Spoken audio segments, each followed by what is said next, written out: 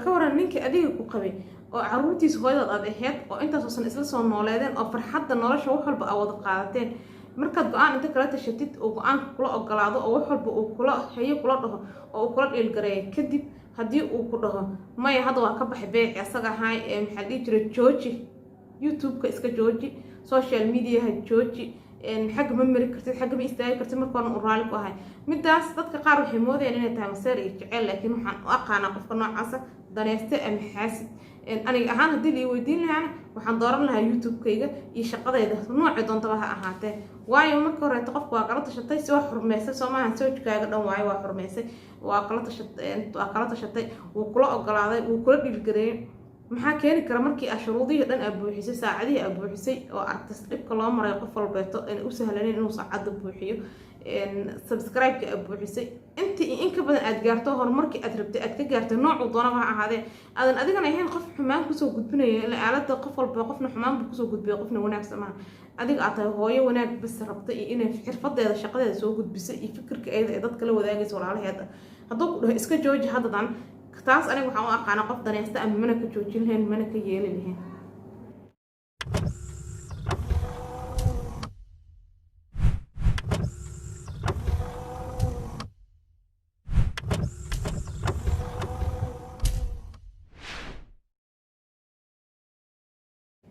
السلام عليكم ورحمة الله تعالى وبركاته وانا سلامي دمان ولا الله كحنا جنرال كي مeel kasto adduunka joogtiin waxaan rajeynayaa khayr iyo caafimaad farxadna ku noolaatiin sida wada ogtihiin barnaamijkii haweenka intii lagu jiro bisha Ramadaan waxaa galiyay hakad maadaama ay tahay bil cibaado dadkana ay wada mashquulshan yihiin saas darteed hadda Ramadaanta waa laga baxay insha Allah barnaamijkeena haweenka dib ugu noqon doonaa xamartino waa amaanta gabar walaashay ah oo igala soo xiriirtay dalka Kenya gabadhaas waxay iga sheekayn doontaa qiso iyo dhacdo ayada ku dhacday shakhsiyan ah ayada joogto xalday af joogi adimo loo aadminda looma adeeg ma dhihi jirno salaamu calaykum waraxmatullahi wabarakaatu waa ku salaamay xanaan kusoo dhawow janaalkayga وعليكم السلام ورحمة الله وبركاته وانقاط على ولا شيء وانقاط janaalkaas adoo codka wax yar kor u qaadayo waxaan ka rabnaa horta soo waxaa joogtaa wadanka Kenya sidaan ogahay oo aan ku hayo sheekadaada marka waxaan ka rabaa inaad nooga sheekaysid qisada kugu dhacday maadaama aad tahay gabar adigaba youtuberad ah hadda inkastoo aan rabin inaan youtube-kaaga aan meeshaan soo saaro ama aan sheego haddana qisada kugu dhacday oo adiga la kulantay hordhaca barnaamijkan waa kusoo sheegay dadkina adiga afkaaga u faahfaahay sidaan rabaa sheekada siday ku dhacday iyo siday ku bilaabatay iyo waxa in kala qabsaday adiga ninkaagi ما شاء الله ولا شيء قدر كنا على ما حصلتهاي ما قولت أصحابته من سلامية أنا قلت قصة يعني وحنا بدنا يقول عادي أنا قلت أحيانا ذلكي تشوفه ما شاء الله قصة يعني waxay nooga timid dhanka youtube-ka aniga waxaan furtay youtube channel marka youtube mintaan furna ka horteen xaajiga maxaan dhihin xaaji waxaan furnayaa youtube channel mobilku yiri waan ku ogolahay diyaaran ku quraacsanay furo youtube channelkayga waan furtay markaan furtay muddo markii aan shuruudihii iyo aan buuxiyey registerka markaan dhamaystiray oo aniga aan bulshada public badan aan yeeshtay mas'uuliyad badan aan yeeshtay baa xaaji usoo yani la kacliyay wuxuu yiri adiga dayraban ka ah adiga carruurtaadi marka wuxuu yiri qof oo marwa youtube iyo isticmaash aniga dooni maayo ma rabo marka waan ku dayrinayaa adiga carruurtaada ma rabo marka waa sida aniga ku dhacday qisa xanuun badan bay ahayd caliyay waxaad ii sheegtaa walaashay marka hore waa u sheegtay inaad youtube furanaysid waa kala tashatay sida caadadeedan inaagtiisa wax walba oo dhexmaray waa iskala tashataan iyo wixii kusoo kordho waa u sheegtay maxaa markuu kusoo dhaliyay oo kusoo laba kacleeyay haddaaba u sheegtay oo inaad youtube furanaysid oo uu ogyahay maxay tahay waxa kaloo haddana kusoo kacleeyay oo keenaysid inay ilmahaaga iyo adiga dayriyo ama uu ku dhaho youtube-kaaga iyo adiga waa isla keenacaan horta ragga Soomaalida iska garanaysiin ayagoo wanaagsan dagaal ku xumaadaan horta aniga midas garamaayo wuxuu igu dhaliilay ama wuxuu igu diiday inaan shaqeystaan youtube channelkayga aan ka shaqeeyo qaasti marka hore wuu ii ogolaaday markiiba yani dambana wuu iga diiday taas waxay tahay middaas aniga maana wareysanin mana ka yani raacin waan sida gaabsaday markaas ii yiri oo ii yiri aniga adiga caruurta waa idin darshay qof youtube isticmaalaysa oo mar waa dooni maayo calaashan aniga ma rabo walaalay wuxuu yiri marka adiga wadada raacnayna raacaya taas ay tahay aniga ma wada bukicino saaran waxaan yiri aniga markayga iyo himladeedii aniga aan leeyahay tigsiga ka weyn wax walba صح taas awgeed tiisaan u deeteedaan u raacay haye hadda youtube-kaaga ma isticmaashaa mase waa iska joojisay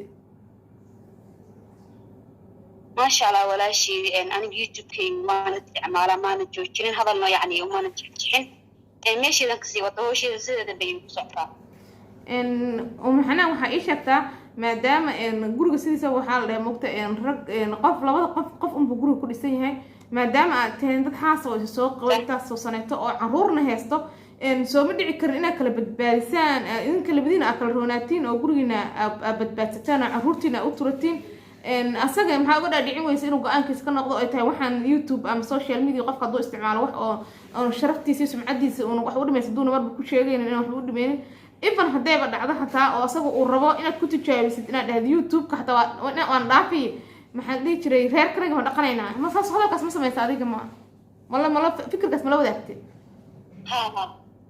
haye in badan fikirkaasi in badan waa la wadaagay waan isku day in badan aniga fikirkaasi dhankiisa marka hadalka dhankiisa iga yimid usas yiri adiga caruurta waa idin darjimo ku igeen aniga waxaan yiri xaajiga baabtay aniga caruur isku hayna yani dad waxaan hayaan muddo intaas sano ku joogo san nolol hadana oo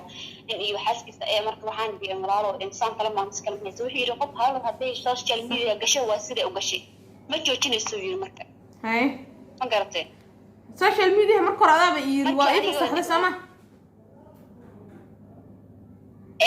qofku bini aadamka horta sideeda banaan go-aan u leeyahay ha marka wuxuu yiri aniga go-aankayga waa mid aniga qofiso aniga qaatay weeyaan wuxuu yiri walaalay macaani waan ku dashay kuma doonayo qof sidoo bini aadamkan waa waxa way wuxuu yiri qof hadduu social media mar uu bartana sidoo isku day lahaana yani iskaga dhaafi lahaay wuxuu yiri way adag tahay marka ani yiri inta qoyskayga macni qalaad galileed ma okeeni leen wuxuu yiri walaalay aan inay wadis aan kala raacno ma garato sax waa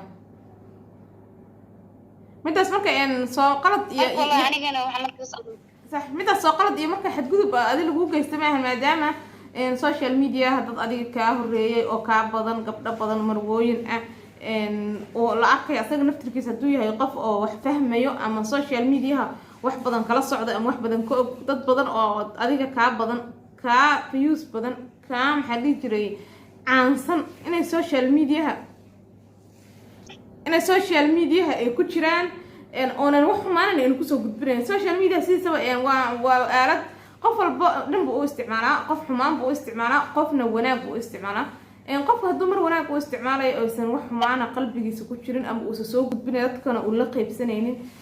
sababtaas xadgudub iyo qalad weyn oo lagaa galay ma aha marka inuu social media ama youtube dartiisa reerkiisa dhan u burburiyo mase ninkaas waxaa la dhahay nin meel u caddaa meel u madow meel kale u socday yaanan oonan ahayn inuu adiga youtube-kaaga uu kugu marmarsiyo horta sida banaanba ayadoo haddii la yahay family ayadoo lasla joogo oo laba dadku ay kala shaqaysan karaan sax marka aniga marka waakinkan yani horumarkaygu yani hor isu talaabsanayo marka si dambeysa aan horumarkii sameynayo wuxuu yiri qoftan way batagtay qof kale ka tiirato qof meel madow meel ka cad waa marka meelna yani madow meelna la cad waay sax marka aniga markaan aan ogaaday ninkan inuusan yani horumarkayga ogolayn inuu yani igu taagan yahay cirbad meel guud camalay tahay bananin go-aansaday oo asiga go-aankiisa u qaatay mogtahay go-aankiisa sidii anigu yani ugu tabarucileynayo marka daan u dhihi jiray walaala sidaa maa iska bedel ugu yiri go-aankayga waan sidaa u qaatay walaalay macaani aan kala danaysano sidoo asiga go-aan u qaatay shalay anigana maanta go-aan u qaatay marka waa yani waaba kala go-aan qaadan صح واحد saas ay aniga horumarkayga rabo asiga horumarkayga ma rabo marka waxaan walaal macaan qof meel madow meel yani wacda tahay horta waxaan hor Allah horta yani soconi horteedan soconay ma uu joojina ma uu jixin ma sha Allah alxamdulillah hadana isii himlada adduunka hayna wasnaa maxaan adiga bay qaybaha ku joog horta alxamdulillah ilaahay fiisi laba caruur baan alxamdulillah ما شاء الله إلهي كودا waxaan hayaa laba carruur haysta aniga ما شاء الله إلهي كودا إلهنا كل كوريو ولا شيء قال وحن كويدين يا وحاجة ردت بدن أو مركا هو يوين أو سوشيال ميديا أم يوتيوب كولا استعماله أو كتير أو هيرا له dadkas ayaga haduu khilaaf kaas oo kaleeto ama carqaladaas oo kale maanta tan ay ku qabsatay ee ku dhacdo ama ay ku timaado maxaa u soo jeedin lahayd maxaa kala talin lahayd horta aniga ahaan adwaad maqasada ama hadda kas anigu dhacday laakiin ma doonayo qof kale ama dumar ha ahaato in rag ah ahaado inay ku dhacdo ma doonayo sax laakiin hadda waxaan rabaa aniga ahaan Soomaali meel kasta joogto ama dumar ahaadan ama yani rag ha ahaadan yani qofka bini'aadamka ma fiicna yani in lagu xadgudbo sax marka aniga waxa kale ahaan waxa u soo jeedin lahaa dumarka Soomaaliyeed inaysan calaasho ku joojinin ama xaajiga ha ahaado ama dadka ha ahaadan adiga dad kiifka leedahay himilada leedahay ama yool adduunka aad leedahay waa inaad gaadhaa higsigaaga yani himilada adiga يعني waxaan leeyahay dumarka Soomaaliyeed inay u joojinin qof hadal uu dhahay hadalkan qof uu yiri ka soo qaad bilaa tomorrow waxa laga yaabaa insha Allah inuu asii soo baahan صح marka aniga waxaan soo jeedin lahaa kala ahaan dumarka Soomaaliyeed dadkii markay joogaan asida maanta anigu dhacday madaan haysto inaysan ku dhicin dumarkeena Soomaaliyeed dumar asoo yani dumar bas yani garan kara marka aniga ahaan waxaan oran lahaa aan soo jeedin lahaa inaysan joojinin oo yani qof u jecel oo horumarkooda ay yani istigu ay leeyihiin ay hor u sii wataan qof walba oo hadalkiisa una ka istaagay for example tusaale waan u haystaa صح hadda aniga hadda gabdho Soomaaliyeed dad badan dumar Soomaaliyeed ay qabsan Soomaa waxa yani meel la sheegayo waxaan صح inay himilada yigsigu gabdho ay kaleeyeen ay gaaraan inaysan qof u joojinin صح يعني qof u jecel hawshooda hadda maanta yani hadalka aan u dhaxgala hadda maanta hadda la himilo gaartid carruurtaada ama familkaaga ama filmka midaada waalidiintaada horumar u gaartay uma gaaristid kala mugta صح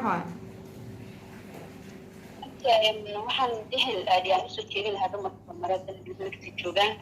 horta waan jeclahay Soomaali meel walba joogto hadii waa dadku ay kala siman yihiin yani dumar ahaan hadii la dhaho qofka dumar un badareemi kara waxaan oran lahaa inay soo jeedin lahaa inaysan horumarkooda qofba ay ugu jecel u joojinin ama gabdhaha ahaadan ama marwooyinka ahaadan ama xaas ahaadan horumarkooda inay sii wataan aan soo jeedin lahaa aad uma hadsantahay maxnaan waa kaaga mahadcelinay sida quruxda badan oo igala qayb qaadatay barnaamijka waana kaaga mahadcelinay insha Allah waxaan ku rajeynayaa horumar ballaaran oo inta hadda joogtid kasii ballaaran gabar kasta oo Soomaaliyeed ama hooyo kasta oo Soomaaliyeed oo qoys bisan ana waxaan u rajeynayaa inaysan dhibka adiga ugu dhacay oo kala ku dhicin adigana waxaan ku rajeynayaa inaad noqotid qof guuleystay oo nolosha cashar ka qaatay insha Allah sidoo kale walaashayda aad baad u mahadsantahay aad baan kaaga mahadcelinayaa qaabkaaga sidaad igu casuubtay channelkaaga asxaabtaana aad baan u jeclahay ayagana macnaa salaama meel kasta joogaan bal idibad aad anagana ku jecelnahay Allah ku jeclaado xabiibti oo mahadsantahay amiin walaashayda